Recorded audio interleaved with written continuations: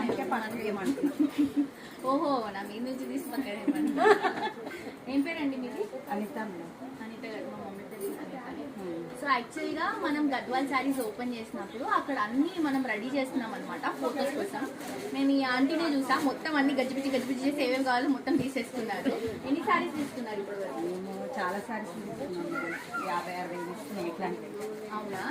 మొత్తం ఊర్లో అంతా పనిచేసారా ఏంటి? మంచిగా మేడం. ఈసారి ఏం చేయాలంటే ఊర్లో ఉన్న వాళ్ళందరూ షాపింగ్ తీసుకురావాలి. చాలా మంది తీసుకొచ్చిన మేడం. మా ఊరు వచ్చారా? మీ ఆయన కూడా వచ్చారా? మా ఆయన రాలేదు, మా బాబు వచ్చింది, మా కోడలు. పాపం వాళ్ళ అయినా భలే అయిపోయి వాళ్ళ అబ్బాయిని తీసుకొని వచ్చింది కోడలతో. ఎన్ని గంటలు కూర్చోబెడతారో ఆంటీ. ఎన్ని గంటలు చేశారంటే షాపింగ్?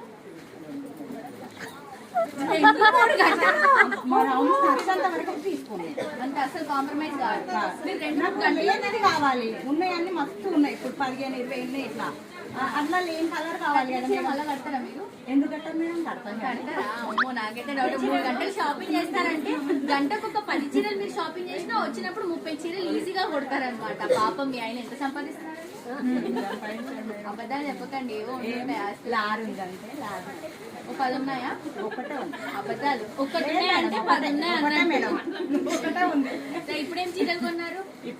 ఇప్పుడు మా కోడలకు ఒకటి, నాకు ఒకటి, రెండే. ఇప్పుడు ఆ కోడళ్ళకు అందరు కలిసి ఒక 5-6 ఒక్క దగ్గర నుంచి 5-6 దగ్గర వరకు వచ్చాయి.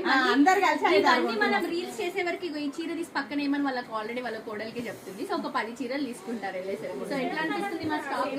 సూపర్ ఉంది మేడం. ఆఫర్ ఎట్లుంది? ఆఫర్ కూడా బాగుంది. ఆఫర్ కూడా బాగుంది కాబట్టి మళ్ళీ రావడం అవుతుంది. ఓకే. సో మా దగ్గరికి చాలా సార్లు వచ్చారు కాబట్టి ఈ చీర నేనే వేసేసుకుందాం అనుకున్నా. నాకంటే మీకు ఈ చీర బాగుంటది కాబట్టి మీకోసం త్యాగం చేసేస్తున్నాను. షార్ట్ పీరియడ్ లో వెళ్ళిపోతాయి అనుకుంటే మేమే ముందు బుక్ చేసుకున్నాం వాళ్ళు. అంతే అంట. రివ్యూ ఇస్తా అన్నారు కాబట్టి అట్లా వెయిట్ చేస్తున్నారు. అందుకని చెప్పి త్యాగం చేసేసా. ఇంకొక కలర్ ఉంటే మీకు డెఫినెట్ గా ఇస్తా. సేమ్